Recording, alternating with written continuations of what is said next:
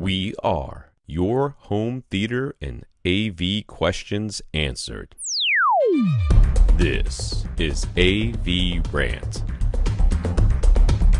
Want your home theater or AV question answered by Tom and Rob? Send it to question@avrant.com. Welcome to AVRant. I'm Tom Andry, and I'm here with Rob H. Ted. We should start calling him Legacy Ted, though. It'll never stick. Ted, as he's mentioned before, has recently changed his seating from a single row to 2 rows with a riser using futons and a cheap bed riser. The new arrangement has been a big hit with everyone, including his mother-in-law, who, despite having no interest at all in home theater or AV, has decided that the media room is her favorite room in the house. Nice. That's great. Okay. Not all was perfect, however. After moving seating around, he reran the room correction, made some tweaks, and was using the system like that for the last couple of weeks. It wasn't until a few days ago during a movie night with friends, Mad Max Fury Road and Inception, they noticed a clear disconnect between sounds in the front speakers and sounds in the surrounds. It nagged at him all night, although he didn't do anything about it while his guests were there. He suspects I might have done something differently.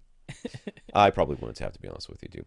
And the next day, he discovered that the seating rearrangement had left the surrounds pointed at the second row rather than the prime seat, his seat. He angled them towards the front row, reran room correction. Holy cow, did it bring the soundstage together. Except for those people in the back row, they got hosed. He says all this to remind everyone that small changes and adjustments, Gary, in your setup, even fundamental stuff like speaker replacement, can make massive improvements or harm in your listening and viewing experience. So it's a good cautionary tale. That's right. Yeah. So Ted is eventually getting a new receiver, maybe the Denon X4200W. He'd like an Anthem, but to get immersive audio, he'd have to step up to the MRX720 at $2,500, and that's not happening. So either way, an upgrade is at least 6 months away. Until then, should he get a UMic 1 now and use a Room EQ Wizard with a mini DSP, or just wait to get the Denon with Odyssey Multi-Q XT32? Or would he end up using the mini DSP with the Denon anyway, so we might as well go ahead and buy it? Well, that Odyssey app that we mentioned in the news section should be out by then. Okay. Should be. That's what they're saying. Yeah. In which case, you'll be able to manually adjust the target curve to your liking, which in my opinion makes having a mini DSP pretty redundant. I don't think it's going to be a necessity to have that thing. So yeah, my advice when he wrote this in was, if you want to download Room EQ Wizard, and if you're willing to spend $100 on a UMic 1 from Cross Spectrum Labs, getting yourself familiar with that, taking measurements, learning how to read Room EQ Wizard's graphs and all that stuff, you've got some time to play around with it. That's a great skill just to have, right? Mm-hmm. And you will be able to make use of that along with that Odyssey app if you're deciding, hey, there's something here in the mid-range, I want to see what's going on. You measure it, and then you say, okay, maybe I can make a little adjustment to that, get it closer to where I want it to be. So to me, getting the UMic 1 and Room EQ Wizard, which is free, makes a heck of a lot of sense. I don't think it really makes sense to spend money on the mini DSP right now, especially if you wanted to actually tune all of your speakers and not just your subs, because then you'd need the 8-channel unit, which is not inexpensive. Yeah, it's like $1,000. Yeah. So yeah, get the microphone if you're willing to spend $100 and play around with Room EQ Wizard. That's what I say. Yeah, I don't see any reason to get the mini DSP.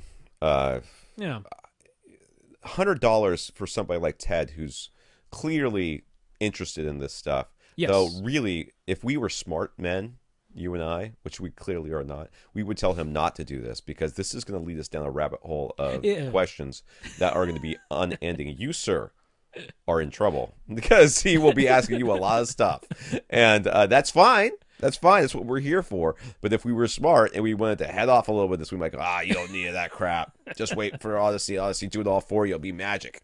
But yeah, $100 for someone like Ted makes sense to me. Oh yeah. There's lots of people out there who would I think say, he will actually get enjoyment out of that's it. right. I think not everybody would, but I believe Ted enjoyment. would. He'll actually get it. He won't just get it, set it up once and go, I ain't doing this nonsense. It's kind of the person that's like, his wife's going to be calling us like, seriously, guys, what did you do to my husband? That's the kind of comments we're going to get from Mrs. Ted. So I feel like I know her name, but I wouldn't say it on the podcast anyways, but it's bothering me that I can't remember it. All right. So Ted again pontificates here.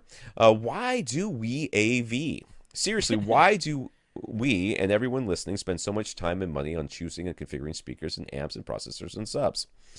Why? Some they don't. They ask us and then they buy us. What they don't spend very much time at all. Some of them clearly have not opened the manual before they send the question to us. Believe me. So why so much effort on acoustic treatments, comparing displays, obsessing over the specific gray color of the wall? I feel like he's not talking to me at all right now. Why do we care? What is the real benefit? So Ten does have an opinion on this, but he would like our thoughts, both personal and philosophical as well. We'll let Rob go first here. Oh, sure. Well, I mean, I think everybody has their area of interest, right? As some people, it's going to be whatever sports team they're into. Some people, it's going to be cars. Some people, it's going to be woodworking. Like whatever it is, we all have our hobby that we're into. So I think that's just we happen to be into home theater, and that's not really any different than being into any other particular hobby. But getting into the minutia of it, obsessing over it, and all that is because I think it's human nature to want to problem solve. I think that's sort of what separates us from most other animals. This is the philosophical side, right? But I mean, what basically allowed us to become the dominant life form on this planet is pattern recognition and problem solving. Those are like the things that make us different from all the other animals. So I think once we get into a topic and if we're interested in it, we search for problems to solve. And you can see how that can lead into, real minutia, but everybody does that, right? I mean, gearheads totally obsess over absolutely tiny, minimal details in their cars, right? Woodworkers obsess about tiny little details in everything that they craft. So I think that's all it is, applying that sort of human nature to one hobby, and it happens to be home theater in our case. Envy is what I think it comes down to. I think it really comes down to envy. And this goes for all of the things that Rob just said. At some point in all of our lives, it doesn't make any difference if you're in home theater or whatever it is, you had an experience that caused you to feel an extreme sense of envy. And that experience could have been seeing somebody with a red Mustang and hearing that exhaust and seeing the car burn out as a guy drove away. You're like, oh man, that's going to be me someday. In my case, I think I talked about these guys last week.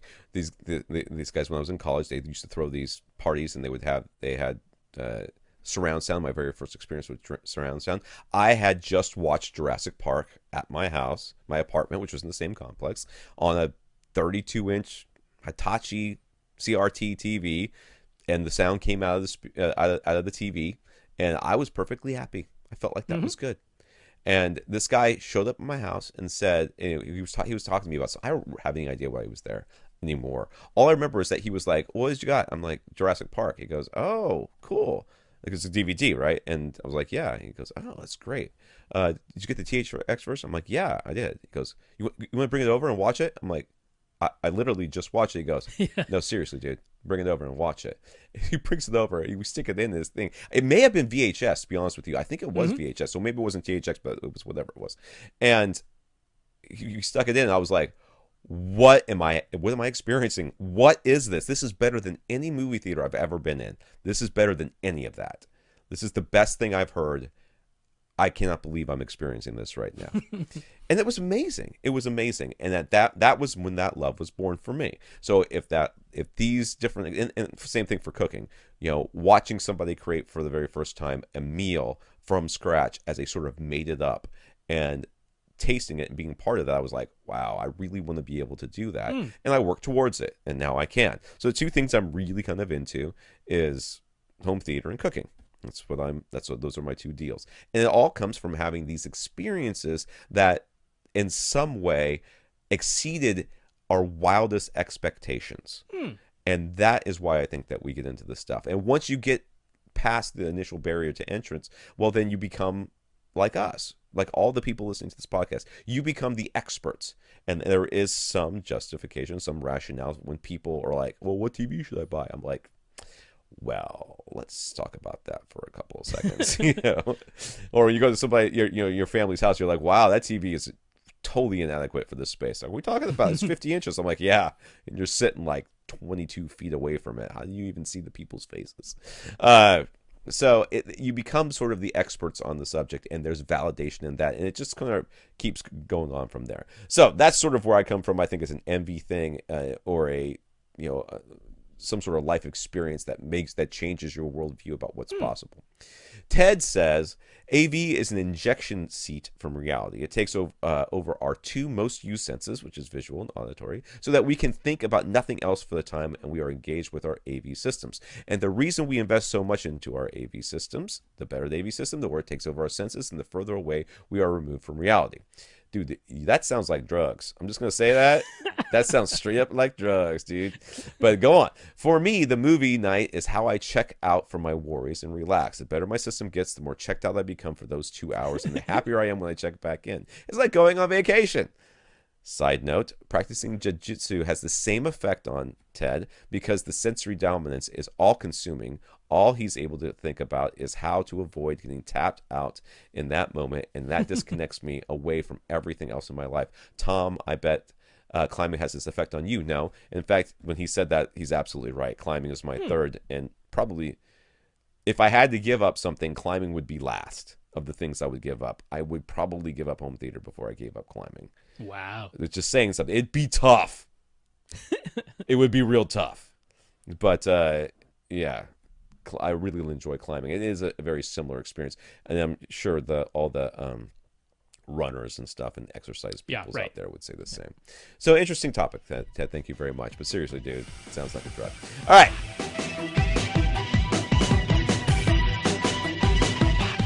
Want your question answered? Send it to question@avrant.com.